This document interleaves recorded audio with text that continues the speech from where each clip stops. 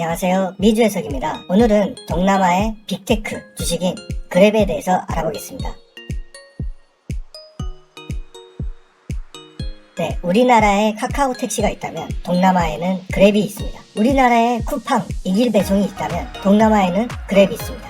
미국에 소파이, 핀테크가 있다면 동남아에는 그랩이 있습니다. 모빌리티, 이커머스, 핀테크 그 모든 것이 단 하나의 회사 그랩이 동남아를 잠식하고 있습니다. 그렇기 때문에 동남아에서 빅테크는 그랩입니다. 어마어마한 성장에도 저평가된 그랩 주식 자세히 알아보겠습니다. 그랩 홀딩스고요. 싱가포르에 본사를 두고 있습니다.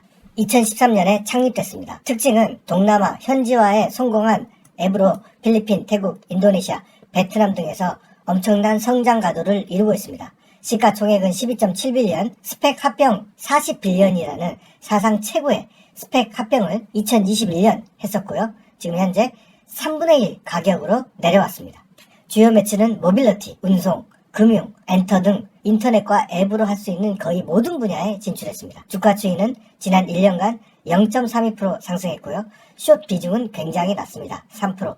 현재 주식 가격은 3.16달러입니다. 자, 우리가 어떤 지역이나 어떤 사람들의 입장을 이해해 버린다면 어떤 상황이든 해결을 할 수 있다라는 것이 바로 입장입니다. 자, 그래서 동남아의 입장을 완전히 이해해버린 회사가 바로 그랩인 것이죠. 자, 첫 번째는 소비자의 입장입니다. 소비자의 입장에서는 내가 원하는 음식, 그리고 마트에서 주문, 그리고 어떤 물건을 제3자에게 옮기거나 누군가에게 전달해주고 싶을 때 이런 것들을 전부 다 수행해주는 앱입니다. 그리고 내가 어딘가를 가고 싶을 때 우리나라 같으면 카카오 택시, 전 세계적으로는 우버죠. 이것을 쉽고 편리하게 옮겨준다. 자, 그리고 세 번째로 이런 모든 행위에 대한 결제 행위, 그리고 보험, 그리고 대출까지 해주고 있다는 것이죠. 자, 그리고 두 번째로는 드라이버의 입장입니다. 이것을 배달해주고 경제를 돌아가게 해주는 모든 방법들에 대한 솔루션을 그랩이 제공해주고 있다. 자, 그래서 동남아의 어떤 교통체계 문제, 그리고 오토바이를 이용하는 문제, 이런 문제들에서 구체적인 해결 방법을 제시해주고 교통 질서를 지키고 원하는 시간에 도착하면 인센티브를 주는 방식으로 획기적인 문화를 이끌어가고 있다. 자, 그렇기 때문에 저는 다른 어떤 회사보다 이 그랩이 정말 잘해내고 있다는 것이 바로 드라이버들, 돈이 없는 동남아의 빈부격차가 엄청난데 이 돈을 벌 수 있는 수단이 없는 사람들에게 드라이버라는 수단을 제공해주고 그리고 대출까지 해줄 수 있는 이것에 정말 저는 놀랐습니다. 자, 왜 이게 정말 놀랍냐면 자, 미국에서 정말 유명한 영화가 있죠. 바로 뱅커라는 영화인데요. 자, 인종차별이 심했던 옛날에는 흑인들에게 대출을 안 해줬습니다. 그렇기 때문에 어떤 사업이나 장사가 잘 된다 하더라도 확장하는데 한계가 있었고 좋은 집으로 이사 가는데 한계가 있었던 것이 바로 흑인들이었죠. 자, 그런데 어떻습니까? 이 주인공들은 은행의 건물을 아예 사버렸습니다. 은행의 건물을 사버리고 이들이 자신들에게 그리고 흑인들에게 대출할 수 있도록 만들어버렸다는 것이죠. 자, 그래서 동남아는 빈부격차가 최고인 나라고 최저 서민들은 전혀 대출이 안 되는데 이 그랩에서 매출이나 수익 구조를 알고 있기 때문에 이제 대출이 가능해진다는 것이죠. 자, 그래서 그들의 삶의 질이 완전히 개선될 수 있도록 도와준다는 거죠. 그래서 드라이버의 입장을 완전히 이해해버린 이 랜딩 분야가 저는 엄청난 성공 가능성과 동남아를 획기적으로 바꿀 수 있는 가능성이 보인다. 자, 그리고 제조사의 입장입니다. 자, 동남아 같은 경우는 개발도상국이고 그렇기 때문에 신뢰가 부족한 사회죠. 자, 그런데 자, 그랩 안에서 너희들의 제품을 팔아. 그리고 그 안에서 결제하면 우리가 알아서 돈 줄게. 그리고 너희들은 좋은 제품만 만들면 돼. 왜? 우리가 다 배달해 줄 테니까. 라고 하니까 제조사 입장에서는 그랩을 이용하지 않을 이유가 없는 것이죠. 자, 그리고 사업자의 입장이죠. 동남아에서 안정적인 사업을 할 수 있게 도와준다는 것이죠. 배달을 해주고 부킹과 예약을 우리가 해주고 그 다음에 파이낸셜 서비스도 제공해주고 대출도 해주고 그 다음에 레스토랑이나 호텔에 맞는 기프트카드 그리고 많은 고객들이 지금 그랩을 이용하기 때문에 너희들이 광고하고 싶으면 우리가 그 공간을 제공해주고 그리고 고객과 드라이버들에게 인센티브를 제공함으로써 프라우드 매니지먼트를 할 수 있다는 것이죠. 자, 이게 굉장한 것이죠. 자, 고객들은 너희들이 주문했다가 취소를 하거나 약속을 어기면 인센티브를 못 받고 드라이버가 원하는 시간에 도착하지 않거나 약속을 지키지 않으면 인센티브를 못 받는다는 거죠. 자, 그런데 자, 우리나라 같이 아니면 유럽처럼 이 선진국 회사에서는 신뢰가 뭡니까? 신뢰가 곧 돈이죠. 약속을 지키지 않으면 페널티를 주는 겁니다. 왜냐하면 대부분 약속을 지키기 때문에. 자, 그래서 우리나라 카카오 택시를 예를 들면, 자, 스마트워치를 했는데 갑자기 취소를 했다. 그러면 500원, 2,000원 이런 식으로 고객들한테 페널티를 주는 거죠. 자, 이런 경우는 어떤 경우에 가능합니까? 네, 맞습니다. 실내 사회일 때 가능합니다. 대부분이 약속을 지키고 일부가 약속을 불가피하게 못 지키는 경우에. 자, 그런데 이 방식이 동남아에서는 통할 수가 없죠. 왜냐하면 기본적으로 신뢰가 없는 사회이기 때문에. 자, 그래서 이 신뢰를 만들기 위해서 그랩은 너네들이 약속을 지키면 돈을 돌려준다는 거죠. 자, 그러면 돈을 받기 위해서는 내가 약속을 꼭 지켜야겠죠. 약속을 지키는 사람들이 돼야 되는 것이고, 자, 그러면은 드라이버도 약속을 지키고 고객도 약속을 지키면 이 신뢰 사회가 계속해서 커진다는 거죠. 자, 그래서 그랩의 매출 구조는 뭐냐면 GMB, 그러니까 전체 운송 금액의 곱하기 수수료죠. 수수료를 뭐 10%, 20% 떼고 그 다음에 인센티브를 빼면 어떻게 됩니까? 매출이 되는 거죠. 자, 그래서 이 인센티브 구조가 보면 2022년도에 1.9빌리언의 인센티브를 제공한 겁니다. 그러니까 엄청난 인센티브를 제공한 것이죠. 자, 그래서 2022년도에 1.9빌리언이었던 인센티브가 2023년에는 1.6빌리언으로 감소했죠. 자, 이것은 뒤에 보시면 알겠지만 사용자들은 계속 늘어나는데 인센티브를 줄이고 있다라고 하는 것은, 자, 이제 고객들과 드라이버들이 약속을 잘 지키기 때문에 그 인센티브 비용을 이제는 조금씩 줄여도 된다라는 거죠.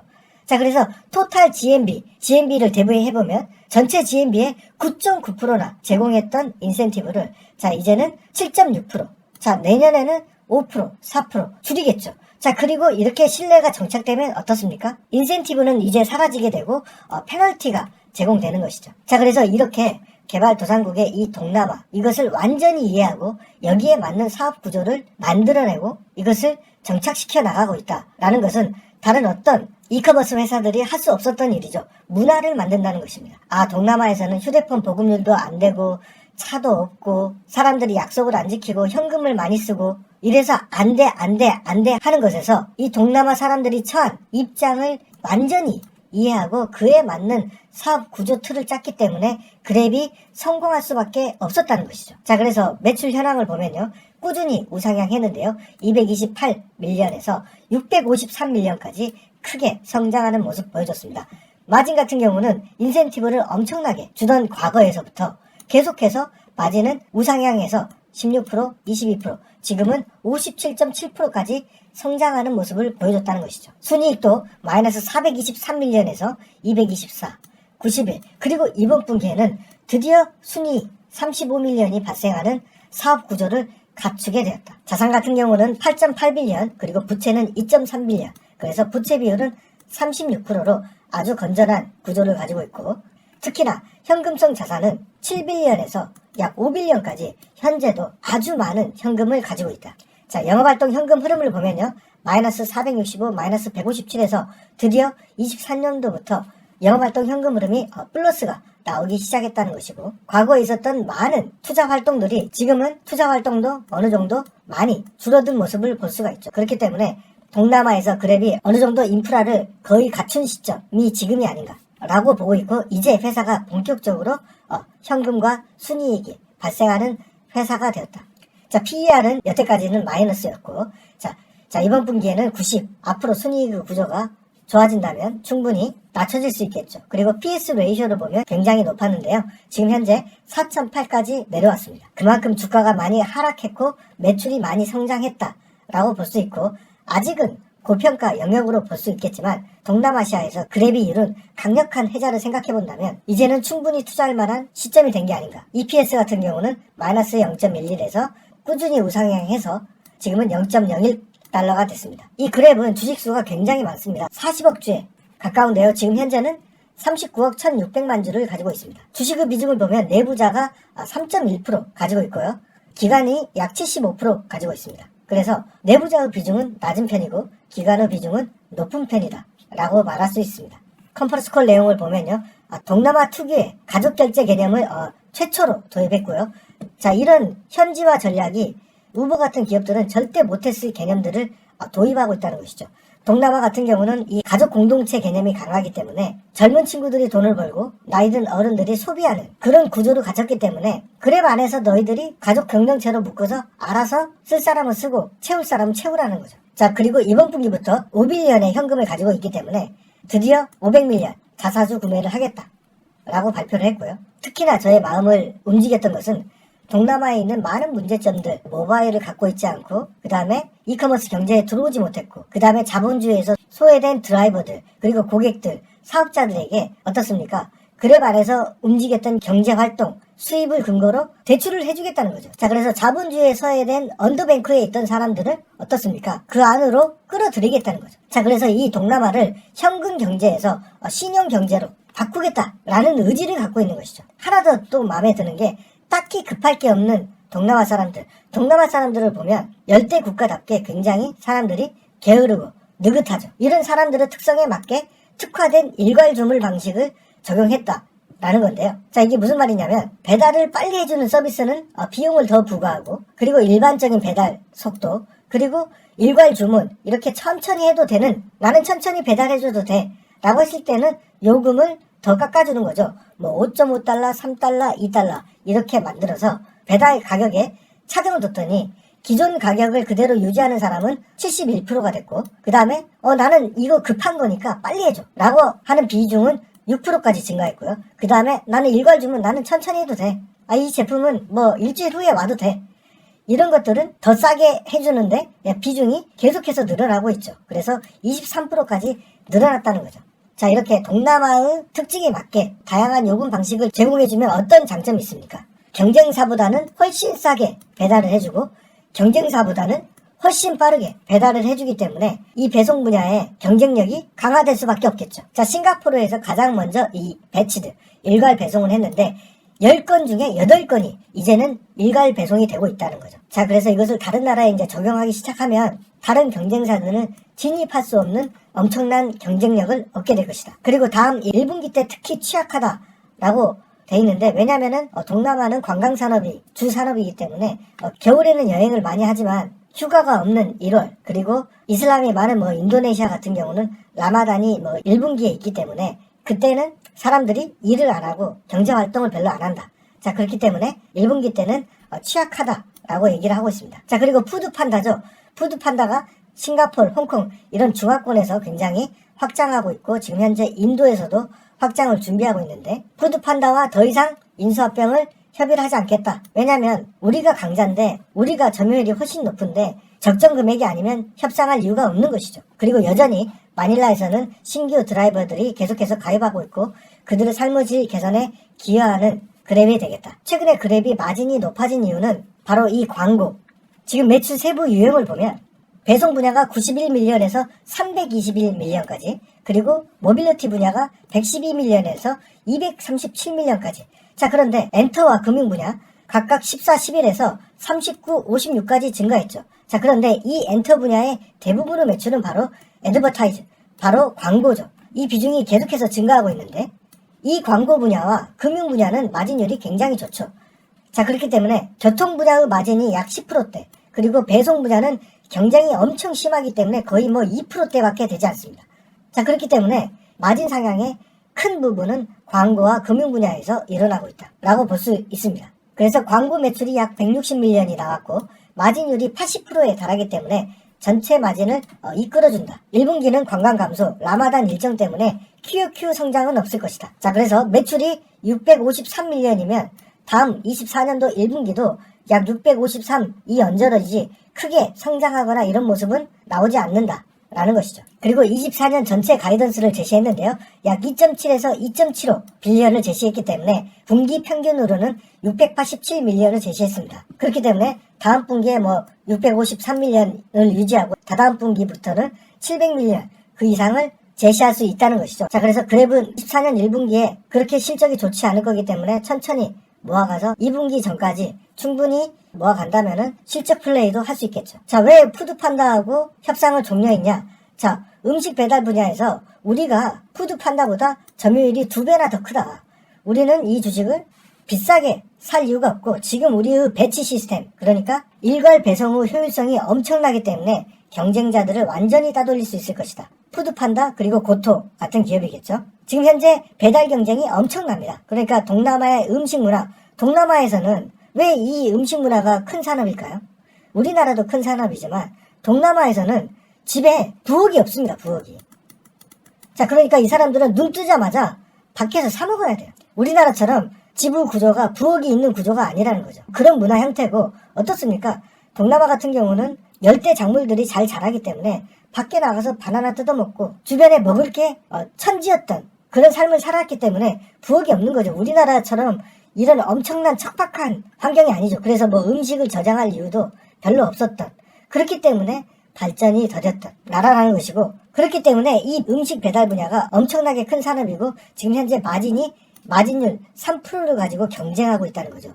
어디하고요? 푸드판다, 고토 이런 회사들과 경쟁한다는 것이죠. 이 고토와 그랩이 동남아시아에서는 이 배달 분야를 양분하고 있다라고 보면 될 것 같습니다. 지금 현재 동남아시아의 이 푸드 딜리버리 이 분야를 보면 엄청나게 성장하고 있음을 볼 수가 있죠. 그래서 마진율이 적다 하더라도 이 분야를 절대 버릴 수가 없다는 것입니다. 그랩 기사를 살펴보니까 이 고재가 합병하냐 마냐를 가지고 오래전부터 논란이 있었는데, 저는 이거 안 된다고 봅니다.